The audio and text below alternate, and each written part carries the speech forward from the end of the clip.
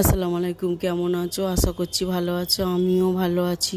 পুরো ভিডিওটা দেখবে, আশা করছি দেখলে ভালো লাগবে। আর কেন দুদিন ভিডিও করিনি সেটাই আজকে তোমাদের সঙ্গে শেয়ার করব, যে কেন ভিডিও করতে পারিনি। বিপদ যখন আসে বলে আসে না, কিন্তু বিপদের সামনাসামনি হতেই হয়।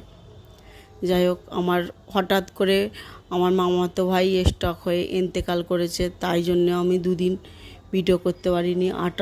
30 বছরের ছেলে যদি এরম হঠাৎ করে স্ট্রোক হয়ে মারা যায়, তাহলে কেমন দুঃখ লাগে। ওর মা তো এত কান্নাকাটি করছে, আমার মামিকে রাখাই যাচ্ছে না। আবার বিয়েওয়ালা ছেলে, এই 7 মাস হবে বিয়ে হয়েছে, তা বউটাও খুব কান্নাকাটি করছে।